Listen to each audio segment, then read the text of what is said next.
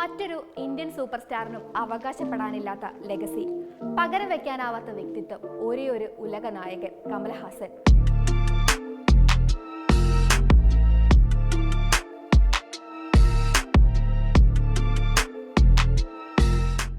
കല ഒരേ സമയം അയാൾക്ക് കലാപവും കരുതലുമാണ്.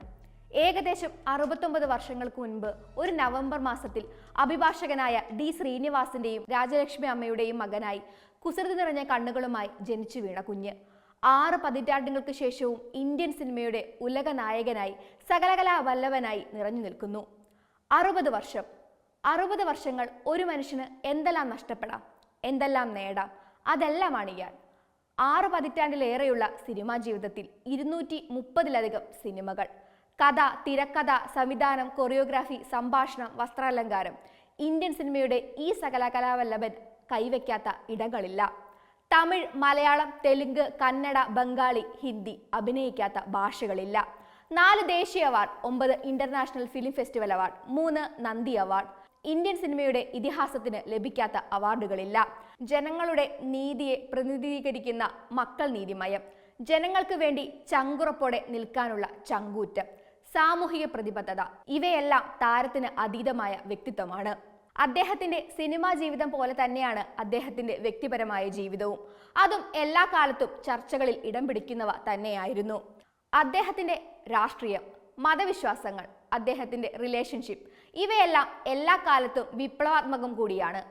ശ്രീവിദ്യ, വാണി ഗണപതി, സരിക, സിമ്രാൻ, ഗൗതമി എന്നിവരോട് ചേർത്ത് വെച്ചിട്ടുള്ള കഥകൾ. അദ്ദേഹത്തിന്റെ രാഷ്ട്രീയ വിശ്വാസവും മതവിശ്വാസവും രണ്ടും രണ്ടല്ല, ഒന്നിനോടൊന്ന് ഇഴപിരിക്കാനാവാത്ത വിധം അത് കൂടിച്ചേർന്നിരിക്കുന്നു. തമിഴ്നാട്ടിലെ അയ്യങ്കാർ ബ്രാഹ്മണ കുടുംബത്തിൽ ജനിച്ച കമൽഹാസൻ തികഞ്ഞ ഒരു ഏത്തിസ്റ്റാണ്. തന്റെ സിനിമകളിലും അദ്ദേഹം ഇത്തരം നിലപാടുകൾ അറിയിക്കാറുണ്ട്. ദൈവഭയമോ മതവിശ്വാസമോ ഇല്ലാത്തയാളാണ് കമൽഹാസൻ. ഈ 2 ഇൻസ്റ്റിറ്റ്യൂട്ടുകൾക്ക് എതിരെയും വ്യക്തിപരമായ വ്യക്തമായ നിലപാടുകൾ ഇദ്ദേഹത്തിനുണ്ട്. തന്റെ സഹോദരപുത്രിയായ അനുഹാസന്റെ കോഫി വിത്ത് അനു എന്ന പ്രോഗ്രാമിൽ അദ്ദേഹം ദൈവത്തെ പറ്റി പറയുന്നത് ഇങ്ങനെയാണ്: പിള്ളയായിരിക്കുമ്പോൾ തപ്പു സെഞ്ചാൽ കടവുൾ കണ്ണുകുത്തും, അപ്പടിയാന ഊരിലെ ഒട്ടുമുക്ക പയങ്ങളും കണ്ണില്ലാതെ താനെ തെരിയണം. ഇന്റർവ്യൂ എന്നതുപോലെ തന്നെ അദ്ദേഹത്തിന്റെ സിനിമകളും നിശിതമായ മതവിമർശനങ്ങളും നിലപാടുകളും വ്യക്തമാക്കുന്നവ തന്നെയാണ്. 4 പേർ ഉയരെ കാപ്പാത്തിന അത് പാവമെന്ന് சொன்னா അന്ത സാമിയെ എനിക്ക് വേണ. ആഗോളതലത്തിൽ 200 കോടി നേടിയ ദശാവതാരം സിനിമയിൽ കടവുൾ ഇല്ലെന്നു മട്ടും സൊല്ലലേ എന്ന് പറയുന്ന നായികയോട് അയ്യോ നാൻ കടവുളില്ല എന്ന് എപ്പത്താൻ സൊന്നേ, ഇരുന്താ നല്ല ഇറുക്കും താനേ, അപ്പിടിതാനേ സൊന്നേ.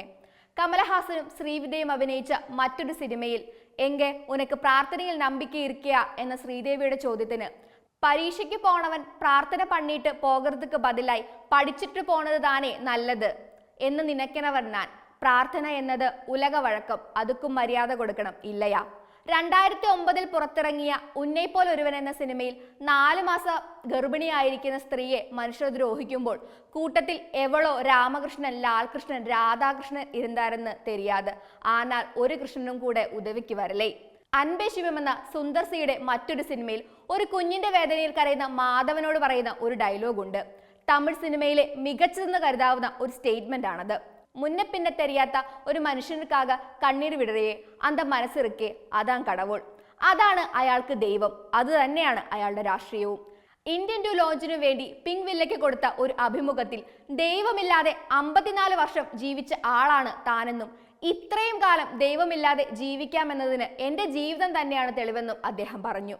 ദൈവമില്ലെങ്കിലും തനിക്ക് ജീവിക്കാം, പക്ഷേ എനിക്ക് മനുഷ്യരില്ലാതെ ജീവിക്കാൻ കഴിയില്ല. എനിക്ക് ചുറ്റിനും മനുഷ്യരില്ലെങ്കിൽ എങ്ങനെ അതിജീവിക്കുമെന്ന് അറിയില്ല. പ്രേക്ഷകരാണ് എൻ്റെ ഏറ്റവും വലിയ ശക്തി. ഉറങ്ങുന്ന സമയത്ത് പോലും ഞാൻ മനുഷ്യരെയാണ് സ്വപ്നം കാണുന്നത്, കമൽഹാസൻ പറഞ്ഞു. അതെ, മനുഷ്യൻ തന്നെയാണ് അയാൾക്ക് ദൈവവും വിശ്വാസവും.